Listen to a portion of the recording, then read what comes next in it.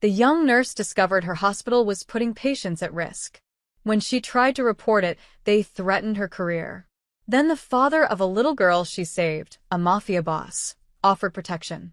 Not violence. Just a promise. No one would silence her while she found the truth. The fluorescent lights hummed like angry bees above Ray Cooper's head as she peeled off her surgical gloves. 11 hours. That's how long Dr. Hendricks had taken to repair the damage from a car accident that should have killed a 23-year-old kid named Devin. But Devin was alive, stitched back together, and heading to recovery. That's what mattered. Ray's feet screamed inside her sneakers. Her scrub stuck to her back with dried sweat.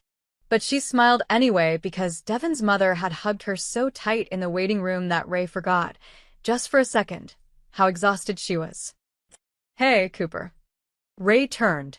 It was Linda, one of the senior surgical nurses, 20 years on the job, gray streaks in her ponytail, eyes that had seen everything twice. "Yeah." Linda held up a sealed metal container, the kind used for surgical tools. "You mind running this down to sterilization? My shift ended 10 minutes ago, and my daughter's got a recital." "Sure, no problem." Ray took the container. It was heavier than she expected. Linda squeezed her shoulder. "You did good in there tonight, kid. Hendricks is a pain, but you kept up." Ray watched Linda disappear down the hallway, her clogs squeaking against the linoleum. Then she looked down at the container in her hands. Something fell off. The label read, "Single-use instruments, or 3. Dispose after surgery." Ray frowned. Linda had said sterilization, not disposal. Maybe she'd misspoken.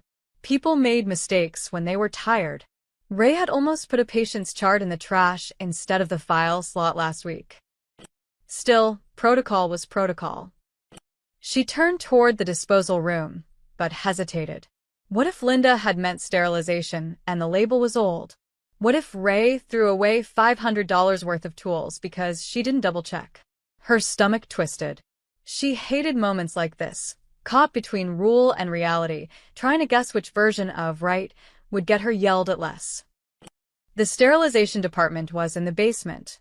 Ray took the elevator down, the container heavy against her hip. The basement always felt colder, quieter. Like the hospital saved all its warmth for the patients upstairs and forgot about the people working below. When she pushed through the double doors, she found 2 techs leaning against the counter, scrolling on their phones. One of them, a guy named Eugene, looked up. "What you got?" "Surgical tools from OR3. Ray set the container on the counter. "I think there's a label issue. It says single-use, but—" "Nah, it's fine." Eugene didn't even glance at the label. He just grabbed the container and tossed it onto a cart already loaded with a dozen others. "We get those all the time." Ray blinked. "But if they're single-use—" "Look, Cooper." Eugene's tone was patient, like he was explaining gravity to a child. "Single-use is more of a suggestion. You know how much those kits cost? Hospital can't afford to trash them every time. We sterilize, we reuse. It's how it's always been." "But that's not safe." The other tech, a woman with red-framed glasses, laughed. "You new here or something?" "I've been here 8 months. "Then you should know by now, we don't waste around here. Orders from the top." Ray felt her throat tighten. She wanted to argue, to pull out her phone and show them the FDA guidelines she'd memorized in nursing school. But Eugene was already turning away, and Red Glasses was back on her phone, and Ray was just a 26-year-old nurse at the end of a double shift who probably didn't know what she was talking about. She rode the elevator back up in silence, her mind spinning. Orders from the top. That phrase stuck in her head like a splinter. Back on the surgical floor, the hallway was nearly empty. Most of the staff had clocked out. A janitor pushed a mop bucket past her, humming softly. Somewhere down the hall, a monitor beeped. Ray headed for the locker room, but paused when she saw a light still on in the supply closet. The door was cracked open. Inside, she could hear voices, low, clipped, tense. She shouldn't eavesdrop. She knew that, but her feet stopped moving anyway. "Third time this month," a man's voice said. Ray recognized it, Tom Briggs, the hospital administrator.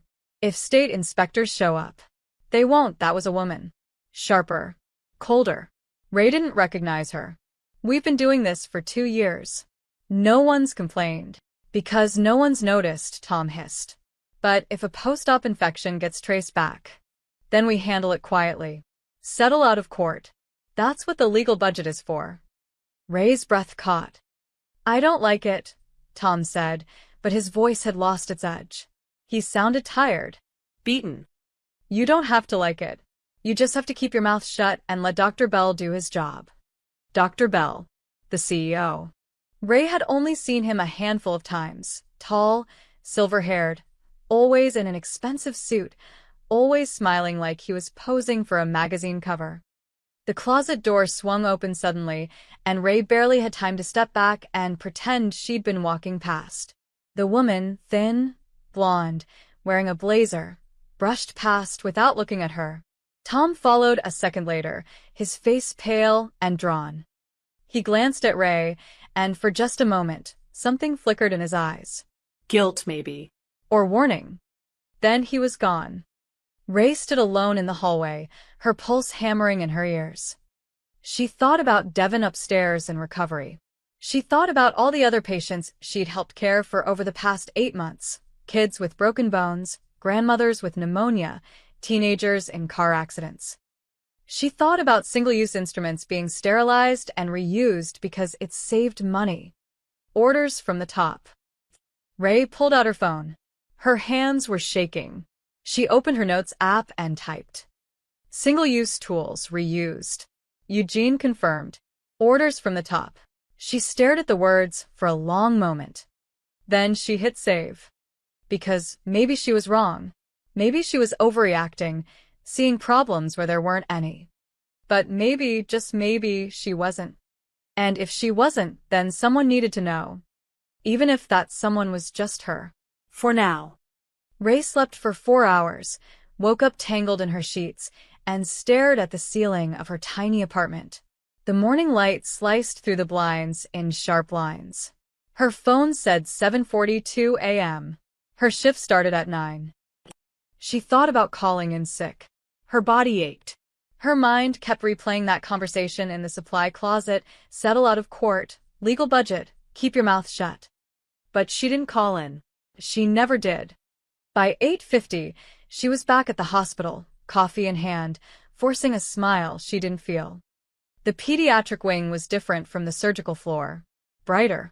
Louder. The walls were painted with cartoon animals, and there was always music playing softly from somewhere, usually Disney songs or pop hits stripped of their edge.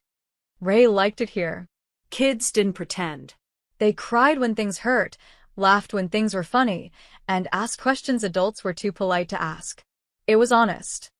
She checked the assignment board. Her morning patient was a 7-year-old named Luna Valeni, scheduled for a routine tonsillectomy at 10:30. Pre-op prep started at 9:15. Ray grabbed the chart and headed to room 407. She knocked twice, then pushed the door open with her hip. Good morning. I'm looking for a very brave kid named Luna. The words died in her throat. The little girl sitting cross-legged on the hospital bed wasn't crying or scared. She was drawing. Her tongue poked out the corner of her mouth in concentration, a fat purple crayon clutched in her hand.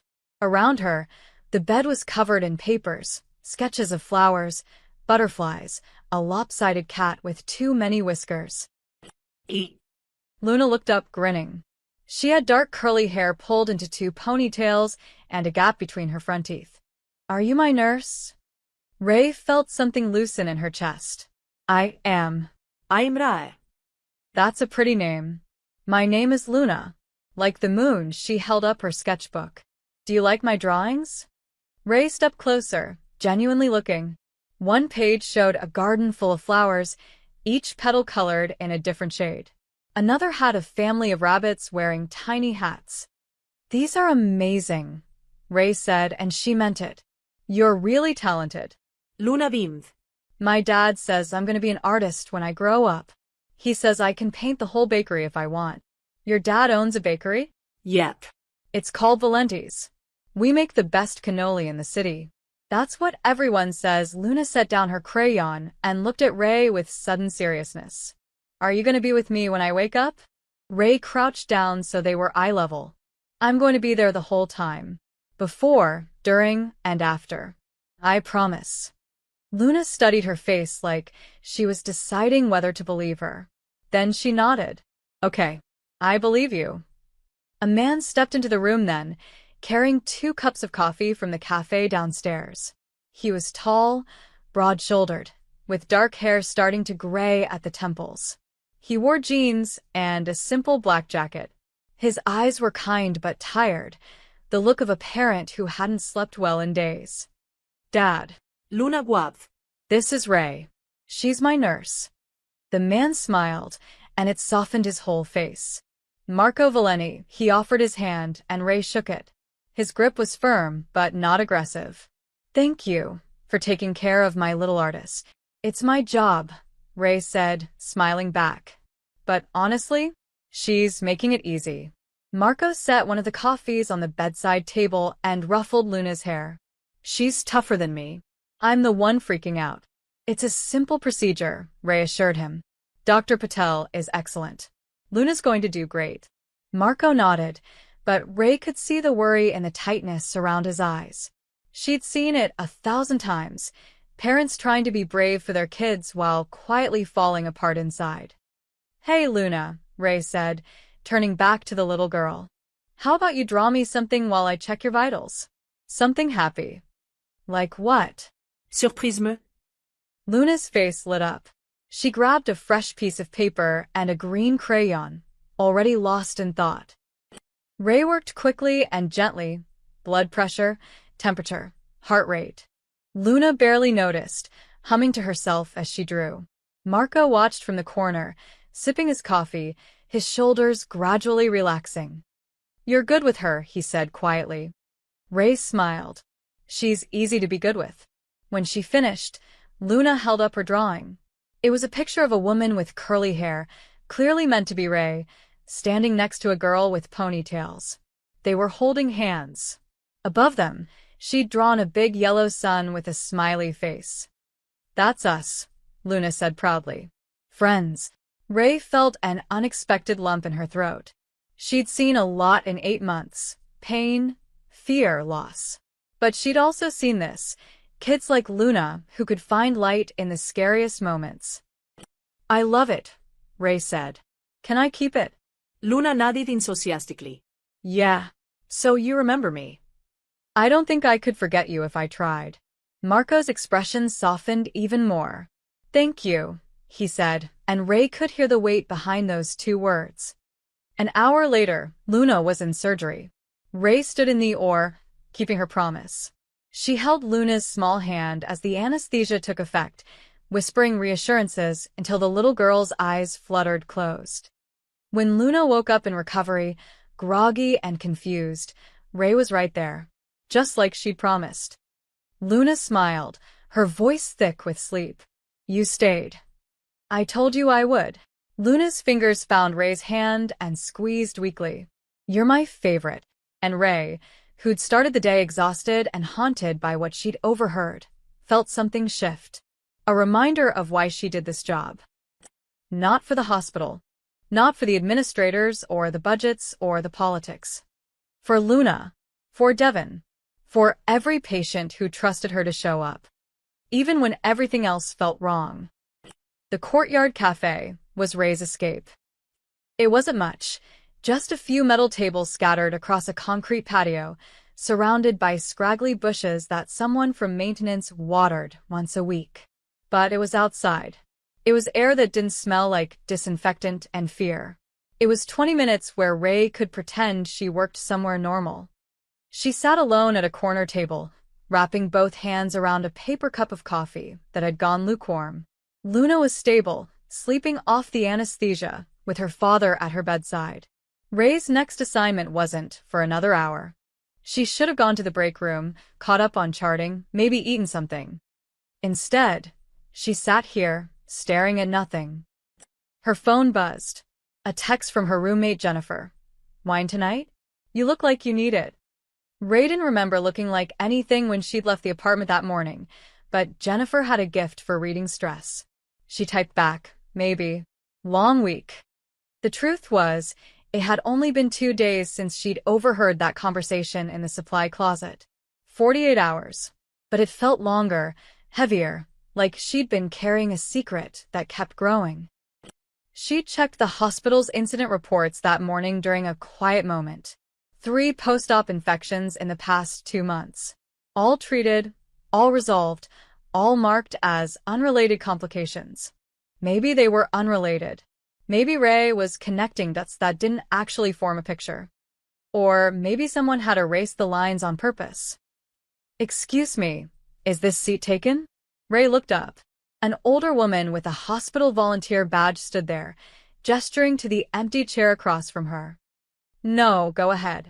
The woman sat with a grateful sigh, setting down her own coffee. They didn't speak. The woman pulled out a paperback and started reading. Ray went back to staring at her phone, scrolling through nothing.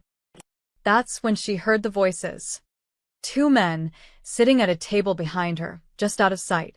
Their voices carried across the patio, casual and unconcerned. "Another 15%, one of them said. "That's what Belle wants by end of quarter." Ray's spine went rigid. 15%. The second man laughed, bitter. "Where's he expect us to cut? We're already running on fumes. Supply costs, probably. He's been leaning on vendors, renegotiating contracts. Cheaper materials, longer reuse cycles." Ray's fingers tightened around her phone. "Reuse cycles," the second man repeated slowly. "You mean surgical equipment?" "Among other things. Look, I don't make policy. I just crunch the numbers. And the numbers say we're 6 million in the red for the year." Belle's under pressure from the board. Somebody's gotta give. There was a long pause. Ray could hear one of them stirring sugar into their coffee, the spoon clinking against ceramic. "What about patient safety?" the second man asked quietly. "What about it? I'm serious, sterile. If we're cutting corners on sterilization protocols, we're not cutting corners. We're optimizing. There's a difference." "Is there?" Daryl's voice hardened. "You want to keep your job, Paul? Because I'd like to keep mine. And the way to do that is to make the numbers work and not ask questions that don't have good answers." Another pause. Longer this time. "Yeah," Paul said finally. "Yeah, okay. Good. Now finish your coffee. We've got a budget meeting in 10-inch. Ray heard chairs scraping, footsteps retreating. She didn't turn around. She didn't want them to see her face, didn't want to risk them remembering she'd been sitting there. The volunteer woman across from her turned a page in her book, oblivious. Ray opened her notes app. Her hands were shaking again, just like 2 nights ago. She added a new entry. Courtyard Cafe. 2 administrators. 15% budget cut by end of quarter. Supply costs, cheaper materials, longer reuse cycles, patient safety concerns dismissed. She stared at the words. They looked so small on the screen. So insufficient. 6 million in the red. 15% cuts. Optimizing. Ray thought about Luna's gap-toothed smile. About Devin, who'd survived a car crash only to lie on an operating table surrounded by tools that maybe, just maybe, weren't as clean as they should have been. She thought about the Hippocratic oath she'd learned in nursing school. First, do no harm. But what happened when the harm was built into the system? When doing your job meant participating in something that felt wrong, even if you couldn't prove it yet. Ray finished her coffee in one long swallow, even though it was cold and bitter. She had an hour before her next patient. An hour to decide what kind of nurse she wanted to be. The kind who kept her head down, followed orders, and trusted that someone above her pay grade knew what they were doing. Or the kind who asked questions that didn't have good answers. Her phone buzzed again. Another text from Jennifer. "Also, we're out of milk. Can you grab some on the way home?" Ray almost laughed. The mundane crashing into the impossible. She typed back, "Sure." Then she stood, tossed her cup in the trash, and walked back inside. She didn't have answers yet. Didn't have proof. Didn't even have a plan. But she had something else now, something that had crystallized in the past 48 hours as she'd watched and listened and tried to make sense of the pieces. She had certainty. Something was wrong at this hospital. Something bigger than mislabeled containers or overheard conversations. And Ray Cooper, 26 years old, 8 months out of school, exhausted and scared and completely out of her depth. Ray was going to figure out what it was, even if no one else wanted her to. The compliance office was on the 3rd floor, tucked between human resources and medical records like an afterthought. Ray had walked past it 100 times and never once seen anyone go in or out. Now she stood in front of the door, her heart hammering against her ribs. It had taken her 2 days to work up the courage. 2 days of double-checking her notes, rehearsing what she'd say, talking herself out of it, and then back into it. Jennifer had found her at 2 a.m, sitting at their kitchen table with her laptop open, scrolling through FDA regulations on surgical instrument sterilization. "You okay?" Jennifer had asked, squinting in the light. Yeah, just. "Work stuff." Jennifer had studied her for a long moment, then squeezed her shoulder. "Be careful, Ray." Now, standing outside the compliance office, Ray wished she'd asked what Jennifer meant by that. She knocked. Come in. The office was small and aggressively beige. Beige walls, beige carpet, beige filing cabinets. A woman sat behind a desk cluttered with folders and coffee-stained paperwork.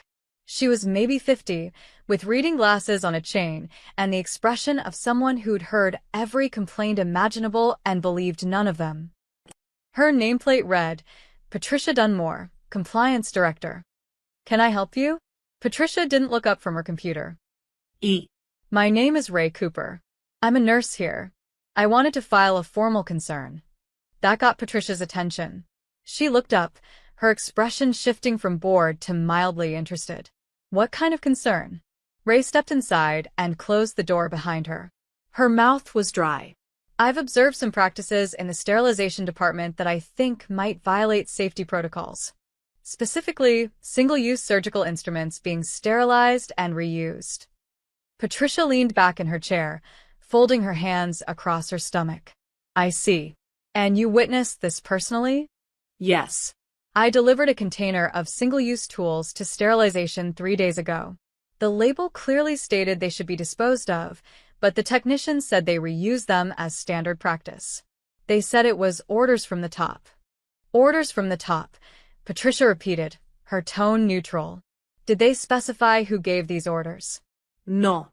"But I also overheard a conversation between administrators about budget cuts affecting supply costs and sterilization protocols." "You overheard a conversation?" Ray bristled at the skepticism in Patricia's voice. Yes. "In the Courtyard Cafe. 2 men discussing 15% budget cuts and optimizing reuse cycles." Patricia picked up a pen and pulled a blank form from a drawer. "Names?" "One was called Daryl. I don't know the other one's last name. Paul, maybe." "Daryl Friedman. He's in finance." Patricia wrote something down. "And you're concerned this connects to what exactly?" "Patient safety." Yes, Ray felt herself gaining confidence. "There have been 3 post-op infections in the past 2 months. I checked the incident reports. What if those infections are connected to contaminated instruments?" Patricia set down her pen. "Ms. Cooper, are you a trained epidemiologist?" "No, but..." "Are you familiar with hospital-acquired infection rates and their standard deviation across similar facilities?" "No, not specifically." "Then you're speculating." Patricia's voice wasn't unkind, just matter of fact. "Look, I appreciate your diligence. Truly. But correlation isn't causation. Post-op infections happen for dozens of reasons: patient immune response, environmental factors, surgical complications.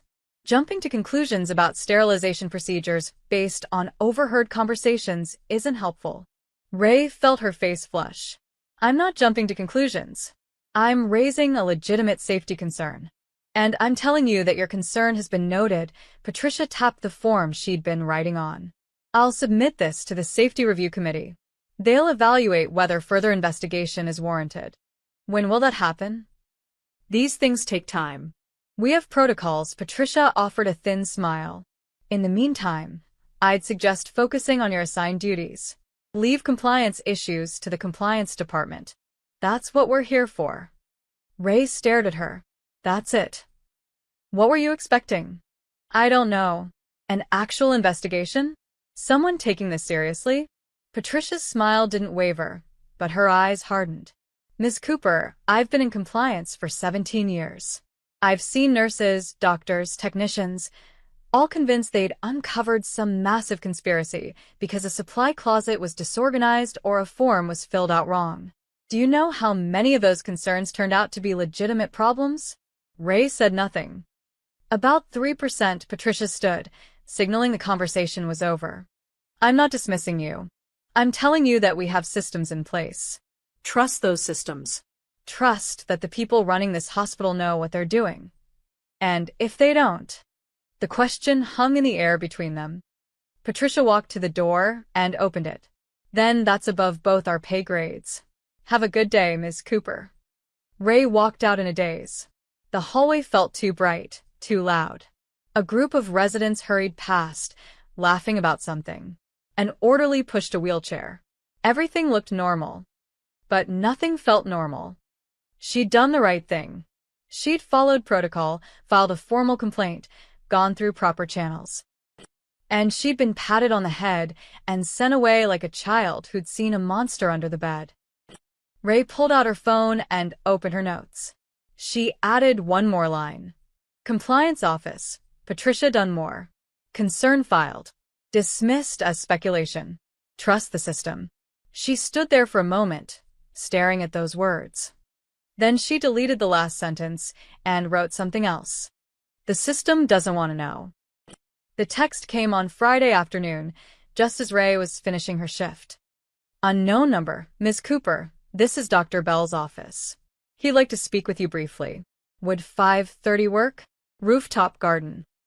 Ray stared at the message, her stomach dropping. Dr. Richard Bell, the CEO. The man whose name kept appearing in her notes like a shadow she couldn't quite see. She typed back, Sure, I'll be there. Her hands were shaking.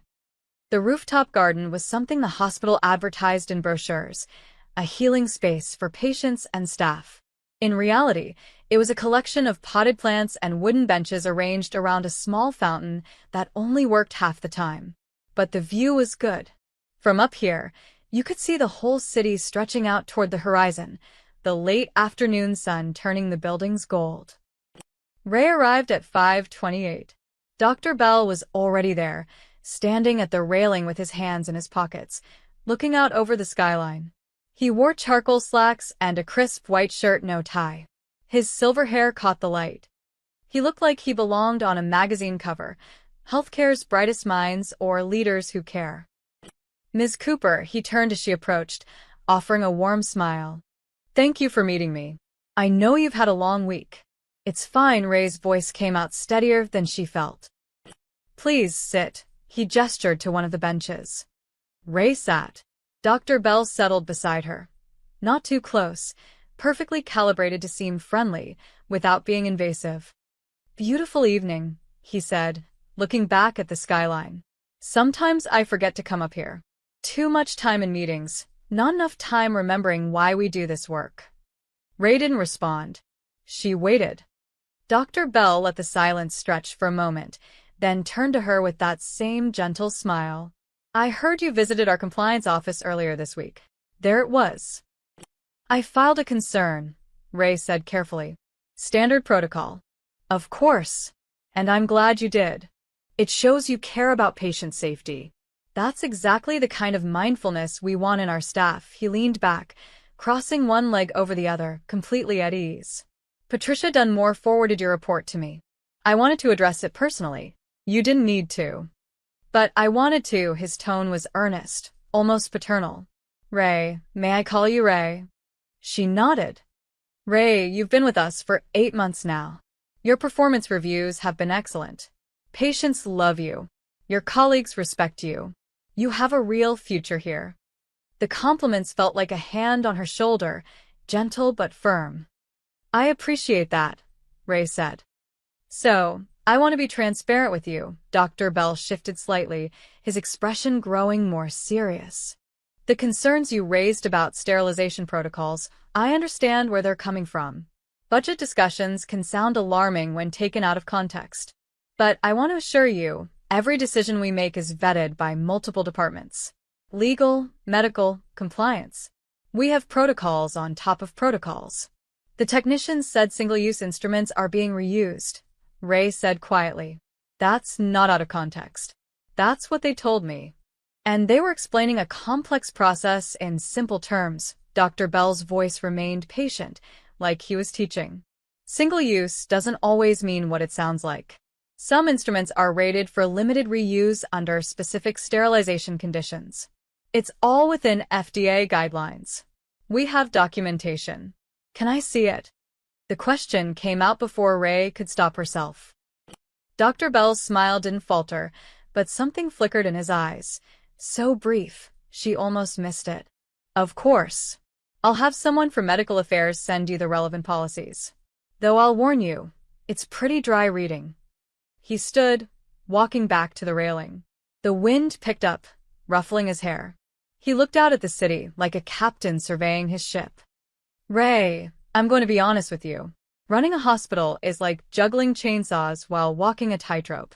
Every decision is a compromise between ideal care and practical reality.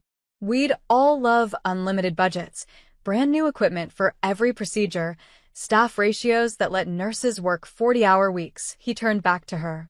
But that's not the world we live in. I understand that, Ray said. But patient safety shouldn't be the compromise. And it's not. His voice was firm now, still kind, but with an edge beneath it. That's what I'm trying to help you understand. We don't compromise on safety. We optimize. We find smarter ways to do more with less. That's not criminal. That's survival. Ray felt the weight of his words pressing down on her. I worry, Dr. Bell continued, softer now, that you're overthinking this. Looking for problems that don't exist because you're tired, stressed. This job takes a toll. Burnout is real. I'm not burned out. Maybe not yet, he smiled again, that warm, concerned smile. But I've seen it happen to good nurses. They start seeing shadows everywhere. They stop trusting their colleagues, their leadership. It's a spiral. He walked back to the bench, standing in front of her now. Take the weekend. Rest. Come back Monday, with fresh eyes. And trust that the people running this hospital, people who've been doing this for decades, know what they're doing. Ray looked up at him. The sun was setting behind him, turning him into a silhouette. Trust leadership, he said gently. That's how good teams work. Then he patted her shoulder, that same gentle, firm touch, and walked away. Ray sat alone on the rooftop as the sky turned purple, the city lights beginning to flicker on below. She'd been warned. Kindly, professionally, perfectly. But warned nonetheless. Ray spent the weekend in her apartment, staring at her laptop and not typing anything. Jennifer tried to coax her out for brunch. Ray said she was tired. Jennifer suggested a movie. Ray said she had errands. By Sunday evening, Jennifer stopped asking and just left a pint of ice cream outside Ray's bedroom door with a sticky note. Here if you need me. Ray ate the ice cream and read FDA guidelines until her eyes blurred. Monday morning came too fast. She walked into the hospital at 8:45 a.m. with her badge clipped to scrubs that still smelled like detergent. Her assignment was posted. Pediatric recovery, rooms 401 to 408. Light duty. Routine checks. She was grateful for routine. Room 407 was Luna Valeni. Ray checked the chart. Post-op day 3. Recovering well. Scheduled for discharge that afternoon. She knocked twice and pushed the door open. Ray. Luna was sitting up in bed, coloring again. The bedside table was covered with more drawings, along with a vase of flowers and what looked like half a dozen stuffed animals. Hey, superstar, Ray smiled, and it felt like the first real smile she'd managed in days. How are you feeling? Good. My throat doesn't hurt anymore. Well, it hurts a little. But Dad says I get ice cream for a whole week. That's the best medicine. Ray checked Luna's vitals. Temperature normal, heart rate steady. Looks like you're ready to go home. Finally, Luna bounced slightly, then winced. Ow. Okay, maybe I'm not completely ready. Easy, tiger. Give it a few more days. Ray adjusted Luna's pillow. Where's your dad? He went to get breakfast. He said hospital food is. Luna lowered her voice dramatically. Not fit for human consumption. Ray laughed. He's not wrong. The door opened and Marco walked in, carrying a paper bag that smelled like fresh bread and coffee. He stopped when he saw Ray, his face lighting up. Ray. Perfect timing, he set the bag down and reached into his jacket pocket. I've been wanting to catch you. He pulled out a white bakery box tied with string. What's this? Ray asked. Thank you, Marco handed it to her. You took care of my daughter. You kept your promise. That means everything. Ray opened the box. Inside were 6 perfect cannoli, dusted with powdered sugar, the shells golden and crisp. Mr. Valenti, you didn't have to. Marco. Please, he smiled. And yes, I did. You went above and beyond. Luna told me you held her hand in the oar. You stayed with her when she woke up. That's not just doing your job. That's caring. Ray felt her throat tighten. She's a special kid. She is. Marco glanced at Luna, who was showing off her latest drawing to a stuffed elephant. She's everything to me. Her mother passed when she was 3. Cancer. So it's just us now, his voice softened. I don't take it lightly when someone treats her with real kindness. I'm so sorry, Ray said. About your wife. Thank you. Marco's expression was sad but steady, like someone who'd learned to carry grief without letting it crush him. It's been 4 years. We manage. We have good days. He looked back at Ray. This was a good day because of you. Ray didn't know what to say. She clutched the bakery box, feeling the weight of his gratitude like something physical. The cannoli are from the bakery, Marco continued. Family recipe. My grandfather brought it from Sicily in 1952. If you don't like them, lie to me and say you do. Ray laughed, surprised by the sound. I'm sure they're amazing. They are, Luna called from the bed. Dad's cannoli are famous. People come from 3 towns over. Luna's my marketing department, Marco said, grinning. They talked for a few more minutes. Easy conversation about the bakery, about Luna's drawings, about recovery instructions. Marco listened carefully when Ray explained the follow-up appointment schedule, asking questions that showed he was actually paying attention. He was different from a lot of parents Ray had worked with. Not hovering or anxious, but present. Grounded. There was a calmness to him, a quiet strength that made her feel like Luna was in good hands. Before Ray left, Luna grabbed her hand. Will you come visit us at the bakery sometime? Maybe, Ray said, squeezing her fingers gently. If I'm in the neighborhood. We're on Riverside, Marco said. Corner of 5th and Maple. Stop by anytime. Coffee's always free for friends. Friends. The word sat warm in Ray's chest. She left room 407 feeling lighter than she had in days. The cannoli box sat in her locker during the rest of her shift, and when she opened it during her break, the first bite nearly made her cry. Crispy shell, sweet ricotta, a hint of orange and chocolate. It tasted like someone's grandmother had poured love into a pastry. She ate 2 and saved the rest for Jennifer. That evening, walking to her car in the parking garage, Ray thought about Marco's words. You went above and beyond. That's not just doing your job. That's caring. Maybe that's all this was supposed to be. Caring for patients. Keeping promises. Making small differences in individual lives. Maybe she didn't need to save the whole hospital. Maybe Dr. Bell was right. She was overthinking, seeing problems that weren't really there. Maybe. But when she got home and opened her laptop, the FDA guidelines were still bookmarked. Her notes were still saved. And somewhere in the back of her mind, a voice whispered, something is still wrong. Raiden planned to go to Riverside Park. She just ended up there. It was Wednesday afternoon, her late shift didn't start until 4, and her apartment felt too small, Too quiet. Jennifer was at work. The dishes were done. Ray had reorganized her closet twice and still had 3 hours to kill. So she drove. Riverside Park was a narrow strip of green along the water, more of a walking path than an actual park. There were benches overlooking the river, a few trees, joggers in bright athletic gear moving past like migratory birds. The sky was overcast, threatening rain but not delivering. Ray bought a coffee from a food truck and found an empty bench. She sat, watching the water move, trying not to think about the hospital. She'd kept her head down for the past 2 days. Smiled at her colleagues, charted her patients, asked no questions. Patricia from compliance had sent her an email with 17 attached PDFs titled Sterilization Protocols and Compliance Standards. Ray had opened exactly none of them. Trust leadership. That's how good teams work. Dr. Bell's voice in her head, smooth as glass. Ray. She turned. Marco Valeni stood a few feet away, wearing jeans and a gray Henley, holding a paper cup. He looked surprised but pleased. Marco. Hi, Ray stood awkwardly, like she'd been caught doing something wrong. I didn't know you came here. Every Wednesday around 2.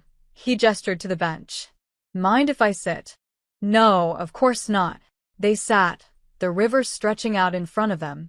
A duck paddled past, looking vaguely annoyed by the weather. How's Luna? Ray asked. Back to normal. Drawing everything in sight, complaining that ice cream for breakfast isn't actually a long-term nutritional plan, Marco smiled. She asked about you yesterday. Wanted to know if you'd come by the bakery yet. I've been meaning to. Work's been. Ray trailed off. Busy. Something like that. Marco sipped his coffee, not pushing. They sat in comfortable silence for a moment. It was strange. Ray barely knew this man, but something about his presence felt steady, undemanding. Like he was someone who knew how to just exist without needing to fill every silence with words. Can I ask you something? Marco said finally. Sure. That day at the hospital, when you were checking Luna before surgery, you looked tired. Not just physically. Like something was weighing on you. He turned to her. You still have that look. Ray's first instinct was to deflect, to smile and say everything was fine. But maybe it was the gray sky, or the fact that Marco was essentially a stranger, or the exhaustion of pretending for the past week. I'm having some trouble at work, she said quietly. What kind of trouble?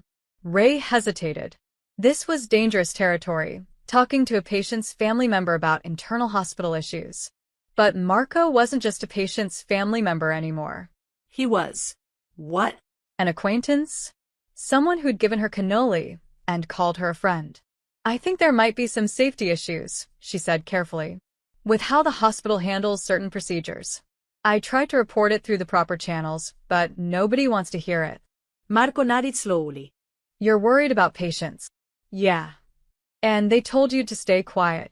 Not in those words. But basically, Ray stared at the river. Maybe I'm wrong. Maybe I'm overthinking it. Everyone keeps telling me to trust the system, that the people in charge know what they're doing. Do you believe that? The question was simple, direct. No judgment in it, just curiosity. I don't know, Ray admitted. I want to. It would be easier. Marco was quiet for a long moment. When he spoke, his voice was thoughtful. My father used to say something when I was a kid. He'd say, Marco, sometimes the people in charge are good people making hard choices. And sometimes they're just people who learned how to look like they're in charge. Ray turned to look at him. How do you tell the difference? You watch what they do when they think nobody's looking. Marco met her eyes. You listen to your gut. And you don't let anyone talk you out of what you know is true. Something in his tone made Ray pause. There was a weight behind his words, like he was speaking from experience. Not just giving advice, but sharing something he'd learned the hard way. What do you do? Ray asked. For work, I mean, besides the bakery. Marco smiled slightly. I'm in management. Family business. Logistics, mostly. That sounds vague. It is. He didn't elaborate and Ray didn't push. They sat there as the first drops of rain started to fall, light, sporadic. Neither of them moved. If you need someone to talk to, Marco said, someone who's not involved in your workplace politics, I'm here. No judgment, no advice unless you want it. Just an ear. Ray felt something loosen in her chest. Thank you. And if you need anything else. Marco paused, choosing his words carefully. I know people. In the city. If you ever feel unsafe or pressured, you tell me. Okay. There was something protective in his voice, almost paternal. It reminded Ray of her own father, who'd passed when she was in college. Okay, she said. The rain picked up. Marco stood, offering his hand to help her up. Come on. Let's get out of this before we drown. They walked back toward the parking lot together, not talking, just two people sharing an umbrella that Marco pulled from his jacket. When they parted ways, Marco touched her shoulder gently. Take care of yourself, Ray. Not just everyone else. She watched him walk to his car, a black sedan, simple and clean. Then she got in her own car and sat there for a moment, replaying the conversation. You don't let anyone talk you out of what you know is true. Ray pulled out her phone and opened her notes. She hadn't written anything new in days. Now she typed, Marco Valeni, good man, told me to trust my gut. Then she started the car and drove to work. The locker room was empty when Ray arrived for her shift. She changed into her scrubs, tied her hair back, and was reaching for her badge when she heard voices in the hallway just outside. Swear to God, that's him. You're paranoid. I'm telling you. Marco Valenti. I saw him in the lobby yesterday. Ray froze, her hand on her locker door. Who's Marco Valeni? A third voice asked. Younger, probably a new hire. There was a pause. Then the first voice, lower now. You really don't know? Should I? He's connected. Like, connected. Ray's stomach dropped. What, like Mafia? The younger voice laughed nervously. I don't know if I'd say Mafia exactly. But his family, the Valentis, they've been in the city for like 100 years. They run half the businesses on the east side. And I'm not talking bakeries, even though that's what they tell people. Come on, that's just rumors. My cousin's a cop. He says the Valeni name comes up in investigations all the time. Nothing ever sticks, but everyone knows. Protection rackets, gambling, loan sharking. Old school stuff. Ray's heart hammered in her chest. She stood perfectly still, barely breathing. So why's he at the hospital? The younger voice asked. His daughter had surgery last week. Luna, I think. Sweet kid. But yeah, Marco Valeni walks into a room, people notice. People don't cross him. Has he ever, hurt anyone? I don't know specifics. But the stories, the first voice dropped even lower. Let's just say you don't build that kind of reputation by asking nicely. Footsteps moved away down the hall. The voices faded. Ray stood alone in the locker room, her reflection staring back at her from the small mirror inside her locker door. Her face was pale. Marco Valenti. The man who'd given her cannoli, who'd thanked her for taking care of his daughter, who'd sat with her on a park bench and told her to trust her gut. People don't cross him. She thought about his calm demeanor, the way he'd offered help so casually. If you ever feel unsafe or pressured, you tell me. At the time, it had felt protective, fatherly. Now it felt different. Ray closed her locker and walked out of the room in a daze. Her shift passed in a blur, vitals checks, medication rounds, a diabetic patient who needed insulin adjustments. She moved through it all on autopilot, her mind somewhere else entirely. During her break, she pulled out her phone and searched Marco Valeni. The results were sparse. A few mentions in local business articles about Valeni's bakery, family-owned since 1952. A photo from a charity event 3 years ago, Marco in a suit, shaking hands with the mayor, both of them smiling. Nothing about crime. Nothing about the Mafia. But then there wouldn't be, would there? That's not how it worked. People like that, if the rumors were true, they stayed out of the spotlight. They looked legitimate. They donated to charity and shook hands with mayors and ran bakeries that made the best cannoli in the city.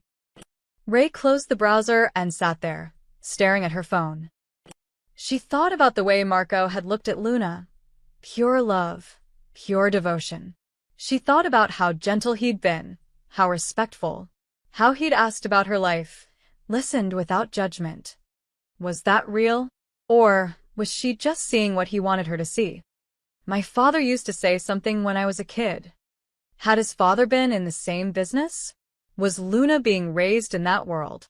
Ray felt sick. But underneath the fear and confusion, something else stirred. A memory of Marco's words in the park. Sometimes the people in charge are just people who learned how to look like they're in charge. He hadn't been talking about himself. He'd been talking about the hospital, about Dr. Bell. And he'd told her to trust her gut. Ray opened her notes app. She scrolled past all her entries about sterilization protocols and overheard conversations and budget cuts. Then she added a new one. Marco Valenti.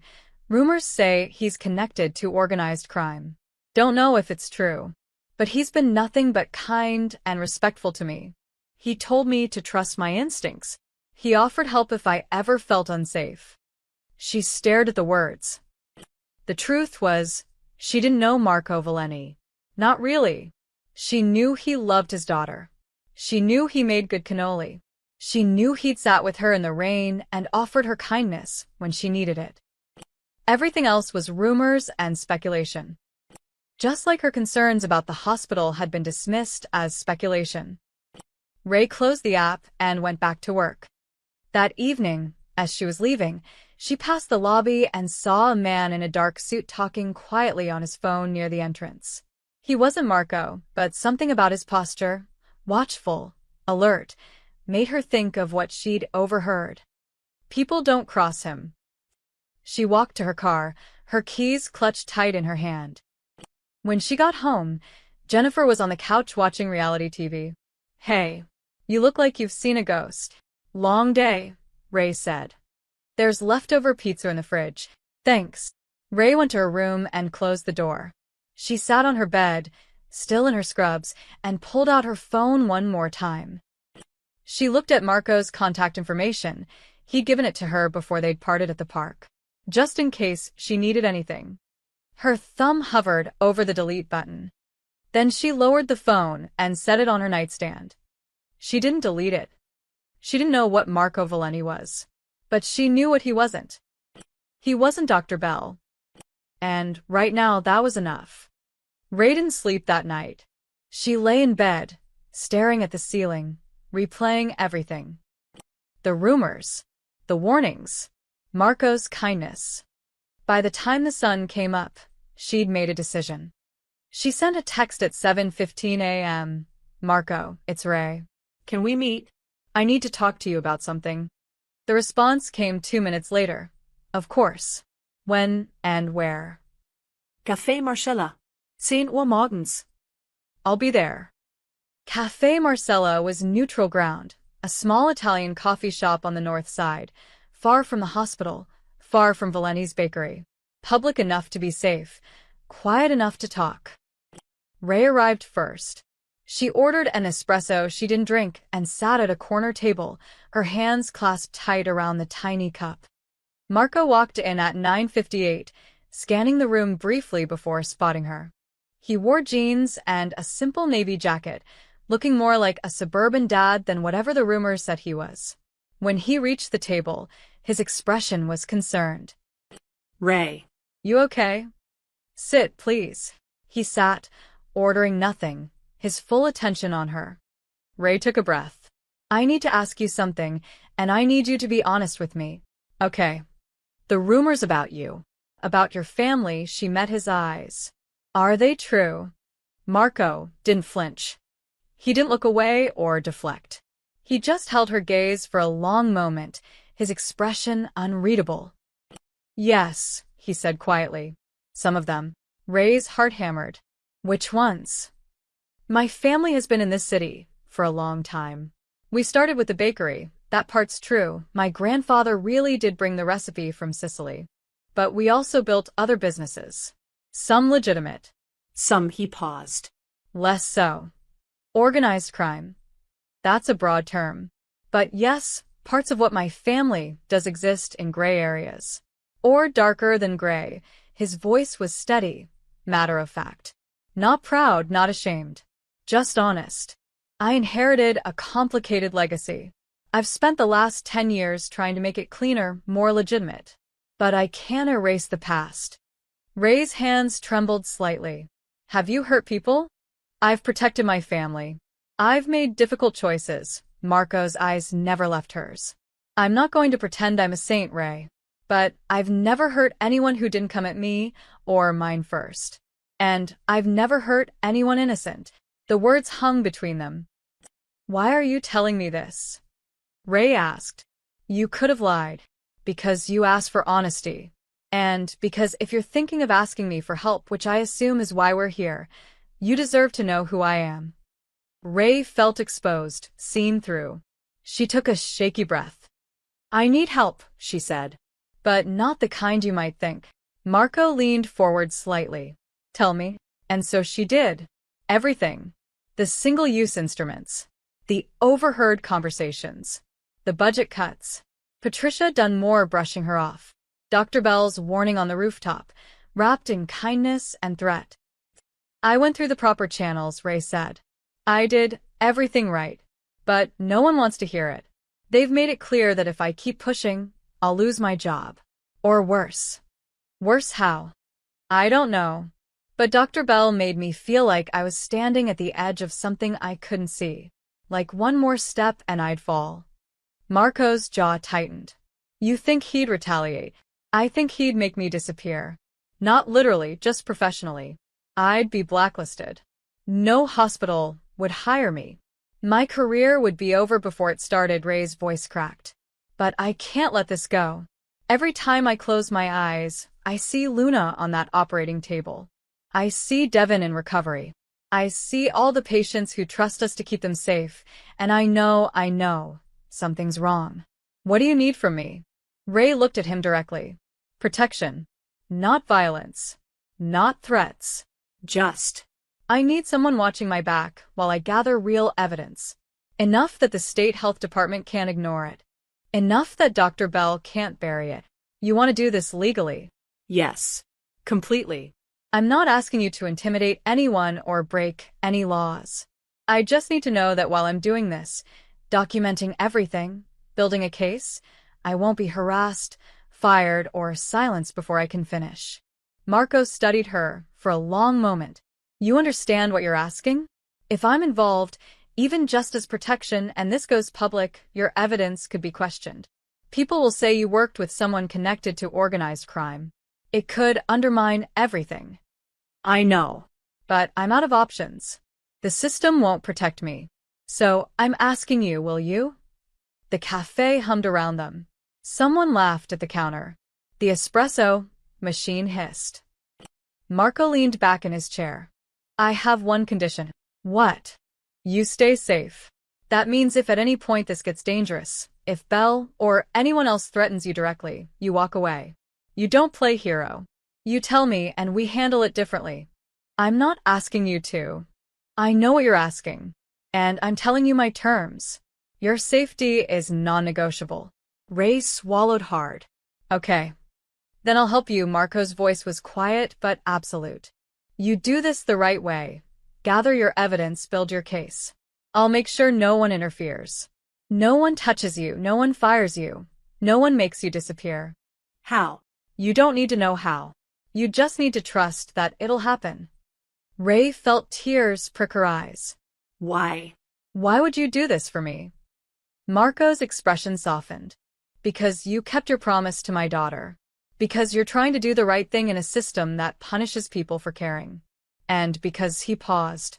Because I've spent a lot of my life in the gray areas. Maybe it's time I help someone stay in the light. Ray reached across the table. Marco took her hand, his grip warm and solid. Thank you, she whispered. Don't thank me yet. Just be careful.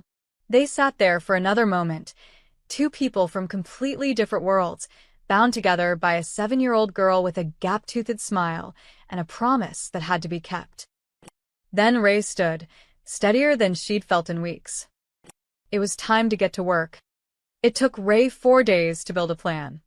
She couldn't just walk into the supply records room and start photographing documents. That would trigger alarms, both literal and metaphorical. She needed to be smart, methodical, invisible. So she became a ghost. She volunteered for extra shifts, late nights, early mornings, the times when fewer people were around. She offered to help with inventory checks, to file paperwork, to cover for colleagues who wanted to leave early. Nobody questioned it. Eager nurses were a hospital's dream. Marco kept his distance, but Ray felt his presence like a safety net she couldn't see. Once, she'd worked until midnight and found her car in the parking garage with a fresh coffee sitting on the hood, still warm. No note. Just coffee. Another time, a senior administrator had cornered her near the elevators, asking pointed questions about her compliance complaint. Before Ray could answer, another man, someone she'd never seen before, wearing a maintenance uniform, had interrupted to say there was a water leak that needed immediate attention. The administrator had left, frustrated. The maintenance man had nodded at Ray once, then disappeared. Protection without interference. Exactly what she'd asked for. Now, on a Tuesday night during a skeleton crew shift, Ray stood outside the supply records room with her badge and a legitimate excuse. She'd been assigned to verify a discrepancy in surgical kit inventory for OR3, the same OR where she'd first noticed the single-use instruments. The night supervisor had handed her the task with barely a glance, too busy dealing with an emergency admission to care about paperwork. Ray swiped her badge. The door clicked open. The records room was small and cramped, lined with filing cabinets and shelves packed with binders. A single computer terminal sat on a desk in the corner, its screen dark. She closed the door behind her and got to work. The filing system was alphabetical by department. She found sterilization, central supply, and pulled the binder for the past 6 months. Inside were logs, dates, times, equipment processed, sterilization cycles, technician signatures. Ray pulled out her phone and started photographing pages. The dates when single-use instruments had been logged. The cycle numbers. The technician notes that said, reprocess per protocol revision 3 to 18. Protocol revision 3 to 18. That was new. She searched the shelves and found a thin binder labeled Protocol Revisions, 2024 to 2025. Inside, buried on page 47, was Revision 3 to 18. Single-use surgical instruments may be reprocessed under extended sterilization cycles, ESC, when replacement inventory is unavailable due to supply chain delays or budget constraints. Maximum reuse, 3 cycles. Approval required from medical director. Ray's hands shook as she photographed it. This wasn't FDA guidelines. This was the hospital making up its own rules. She kept digging. Pulled incident reports next, the 3 post-op infections she'd noticed weeks ago. Each file had been marked resolved, with notes attributing infections to patient comorbidities, not equipment contamination. But the dates aligned. 2 weeks after high-volume reprocessing periods, infection rate spiked. Ray photographed everything. Next was the electronic system. She logged into the terminal using her credentials. Nurses had access to supply ordering records for shift management. She navigated to the purchasing database and searched for surgical instrument orders over the past year. The numbers told the story. Orders had dropped by 40% starting in March. But surgical volume had stayed the same. Less equipment. Same number of surgeries, which meant reusing what they had. She downloaded the spreadsheet onto a flash drive she'd brought from home. Her phone buzzed. A text from Marco. Everything okay? She typed back quickly. Yes. Almost done. Don't rush. Careful is better than fast. Ray pocketed her phone and moved to the last piece. Pharmacy storage records. If contaminated instruments were causing infections, there would be a spike in antibiotic prescriptions for post-surgical patients. She found the pharmacy logs in a separate cabinet. It took 15 minutes of cross-referencing, but there it was, a 28% increase in post-op antibiotic prescriptions starting in April, right after the budget cuts kicked in. She photographed the summary page. Then she heard footsteps in the hallway outside. Ray's heart stopped. She shoved the binder back onto the shelf, killed the computer screen, and grabbed the OR3 inventory sheet she was supposed to be verifying, her cover story. The footsteps paused outside the door. Ray held her breath. Then they continued past, fading down the hallway. She waited 30 seconds. Then she carefully put everything back exactly where she'd found it, double-checked that nothing looked disturbed, and slipped out of the room. The hallway was empty. The clock on the wall read 2:47 a.m. Ray walked to the nearest bathroom, locked herself in a stall, and let out a shaky breath. Her hands were trembling. She pulled out her phone and looked at the photos, dozens of them, clear and damning. She had it. The evidence trail. Documentation showing the hospital was reusing single-use instruments, that budget cuts had forced the practice, that infection rates had increased as a result. It wasn't just speculation anymore. It was proof. She texted Marco. "I got it." His response was immediate. "Good. Go home. Rest. Tomorrow we figure out the next step." Ray drove home in silence, the flash drive in her pocket feeling like it weighed 100 pounds. When she walked into her apartment, Jennifer was asleep on the couch, the TV playing some late-night infomercial. Ray covered her with a blanket, then went to her room. She sat on her bed and opened her laptop. She backed up all the photos to 3 different places: cloud storage, an external hard drive, a second flash drive she buried in her sock drawer. Then she lay down, fully clothed, and stared at the ceiling. She'd crossed a line tonight. There was no going back. But for the first time in weeks, Ray felt something she hadn't felt since this whole thing started. Hope. She had the truth. Now she just needed to make sure the right people heard it. The Federal Health Inspection team arrived on a Thursday morning, unannounced. Ray was checking vitals in the pediatric wing when she heard the commotion, urgent whispers, administrators speed-walking past with panicked expressions, someone from legal rushing toward the elevators. She pulled out her phone. A text from Marco. "They're here. Stay calm. Do your job. If anyone asks you anything, tell the truth." Ray's heart raced. She'd submitted an anonymous tip to the state health department 3 days ago, along with copies of every piece of evidence she'd gathered. The email had been sent from a library computer, routed through an encrypted service Marco's tech person had set up. She hadn't expected them to act so fast. By noon, the entire hospital was in chaos. Inspectors in official badges moved through departments with clipboards and cameras. The sterilization unit had been shut down. Someone from the CDC was reportedly examining infection control protocols. Dr. Bell's office had gone dark, blinds drawn, door closed. Ray kept her head down, focusing on her patients. A boy with a broken arm who wanted to hear stories about her nursing school disasters. An elderly woman recovering from hip surgery who needed help adjusting her pillows. Normal work. Grounding work. At 2:30 p.m., her supervisor found her. "Ray, you're needed in conference room B. Now." "What for?" "Federal investigators want to talk to you." Ray's mouth went dry. "Why me?" Her supervisor shrugged, but her eyes said, "You know why." Conference room B was on the administrative floor. When Ray walked in, she found 4 people waiting.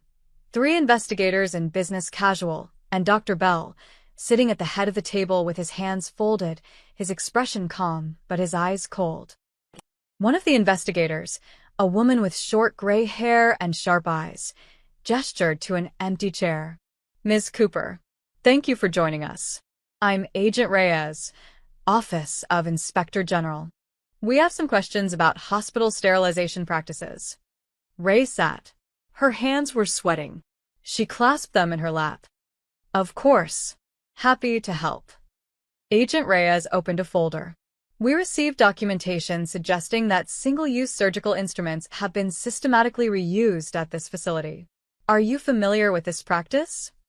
Ray felt Dr. Bell's eyes on her. She could feel the weight of his presence, the unspoken threat. But then she remembered Marco's words, "Your safety is non-negotiable." And Luna's drawing, still taped to her locker. "My guardian nurse." "Yes," Ray said clearly. "I am." Dr. Bell shifted in his seat. "Can you elaborate?" Agent Reyes asked. Ray took a breath. "About 6 weeks ago, I delivered a container of surgical instruments to the sterilization department. They were labeled as single-use, meant for disposal. But the technicians told me they reprocessed them as standard practice. They said it was orders from the top. Did you report this?" Yes. "I filed a formal concern with the compliance office. I met with Patricia Dunmore. She told me I was speculating and that I should trust the system." Agent Reyes made a note. "Did you pursue it further?" "I tried to. I spoke with..." Ray glanced at Dr. Bell. "With hospital leadership. I was told I was overthinking things, that I should focus on my assigned duties." "Miss Cooper," Dr. Bell interjected smoothly, "I think you're mischaracterizing our conversation." "Am I?" Ray turned to him. "You took me to the rooftop garden. You told me budget discussions can sound alarming out of context. You told me to trust leadership and stop looking for problems that don't exist. You made it very clear that if I kept pushing, there would be consequences." The room went silent. Agent Reyes looked at Dr. Bell. "Is that accurate?" "I had a mentorship conversation with a junior staff member who seemed stressed," Dr. Bell said calmly. "I advised her to trust in the hospital's protocols and not let burnout lead to unfounded concerns." "They're not unfounded," Ray said, her voice stronger now. "I have documentation. Sterilization logs showing reprocessing cycles. Protocol Revision 3 to 18, which explicitly allows reuse of single-use instruments. Purchasing records showing a 40% drop in equipment orders. Pharmacy records showing increased antibiotic prescriptions for post-op infections." Agent Reyes's eyebrows rose. "You have this documentation?" "I can provide it." Dr. Bell's mask slipped for just a second, a flash of anger, quickly suppressed. "Ms. Cooper, accessing those records without authorization is a serious violation." "I had authorization. I was assigned inventory verification tasks. Everything I accessed was within my job duties." The door opened. Marco Valeni walked in. He wore a dark suit, perfectly tailored. His presence filled the room instantly. Behind him, a man in an equally expensive suit carried a briefcase, a lawyer, clearly. Dr. Bell stood. "Excuse me, this is a closed meeting. My name is Marco Valeni. I'm here as a concerned parent whose daughter underwent surgery at this facility." His voice was calm, measured. "And as someone who believes Ms. Cooper's concerns deserve to be heard without intimidation." Agent Reyes studied him. "Mr. Valenti, we appreciate your concern, but..." "My daughter's life was in your hands," Marco said, looking at Dr. Bell. "If there's even a chance that cost-cutting measures put her at risk, I have every right to be here." The lawyer set his briefcase on the table. "We're also prepared to provide supporting documentation and expert testimony if needed." Dr. Bell's jaw tightened. "This is highly irregular." "So is reusing single-use surgical equipment," Marco said quietly. Agent Reyes looked between them, then back at Ray. "Ms. Cooper, you said you can provide documentation?" "Yes." "Then we'd like to see it. All of it." Ray pulled out the flash drive she'd been carrying in her pocket for 3 days. She placed it on the table. "Everything's here. Logs, protocols, purchasing records, infection rates. Cross-referenced and dated." Agent Reyes took the drive. She looked at Dr. Bell. "We'll need full access to your sterilization department, all related protocols, and financial records for the past year." "Of course," Dr. Bell said, but his voice had lost its warmth. "We have nothing to hide." But he was lying, and everyone in the room knew it. 3 months later, the hospital courtyard looked different. The scraggly bushes had been replaced with flowering plants. Someone had pressure-washed the concrete. There were new benches, and the cafe had expanded its menu. It was like the hospital was trying to scrub itself clean from the inside out. Ray stood near the fountain, which actually worked now, watching a press conference on her phone. Dr. Richard Bell's resignation was being announced by the board chairman, framed as a mutual decision and a transition toward new leadership priorities. No mention of the federal investigation. No mention of the violations found in the sterilization department, or the quiet settlement with 3 families whose loved ones had suffered infections. No mention of Protocol Revision 3 to 18, which had been immediately rescinded. Just corporate language and polished smiles. But Ray knew the truth. The whole city knew the truth, even if the official statements never said it out loud. Her phone buzzed. A text from Jennifer. Saw the news. Drinks tonight to celebrate. Ray smiled and typed back. Maybe. I have something at 4. She pocketed her phone and walked back inside. Her new assignment was waiting. The hospital safety standards committee met in a conference room that smelled like fresh paint and new carpet. Ray took her seat at the table alongside 2 doctors, a senior nurse, an infection control specialist, and the interim CEO, a no-nonsense woman named Dr. Patricia Okafor, who'd made it clear from day one that transparency was non-negotiable. All right, Dr. Okafor said, opening her laptop. Let's review the revised protocols. Ray, you had concerns about the equipment disposal language. Ray pulled up her notes. Over the past month, she'd been asked to help rewrite the hospital's safety standards. Her, a 26-year-old nurse barely a year out of school, sitting at a table with people who had decades more experience. But she was here because she'd asked the questions no one else would ask. The language says, when appropriate, Ray said, pointing to the screen. I think we need to define what appropriate means. Otherwise, it's too vague. Someone could interpret it the same way Revision 3 to 18 was interpreted. Dr. Okafor nodded. Agreed. Let's make it explicit. Single use means single use. No exceptions without written approval from both medical director and infection control. And documented justification, the infection control specialist added. If there's a genuine supply chain emergency, we need a paper trail. They worked for 2 hours, line by line, making sure every protocol had teeth. Making sure what happened under Dr. Bell's administration couldn't happen again. When the meeting ended, Dr. Okafor caught Ray at the door. You did good work today. You're doing good work, period. Thank you. I mean it. This hospital needed someone willing to speak up. It cost you something, I know, but it mattered. Ray felt her throat tighten. I just wanted patients to be safe. That's exactly why you're the right person for this, Dr. Okafor squeezed her shoulder. Keep that compass. Don't let this place dull it.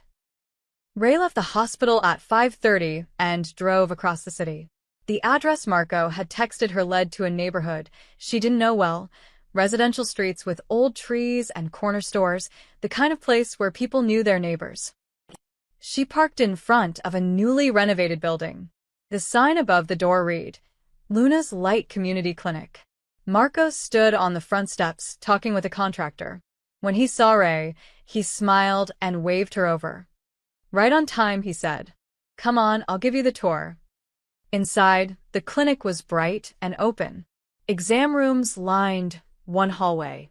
There was a waiting area with comfortable chairs and toys for kids. A small pharmacy. Everything brand new. Everything clean. We open next month, Marco said. Fully funded for the first 3 years. Completely transparent financials. I've got a board of community members overseeing everything. No insurance required. If you can pay, you pay. If you can't, you don't. Ray walked through slowly, taking it in. This is incredible. Luna wanted to name it. She said you were like a light in a dark place, so he gestured around. Luna's light. Ray's eyes stung. Marco, I don't know what to say. You don't have to say anything. You helped design the patient care model.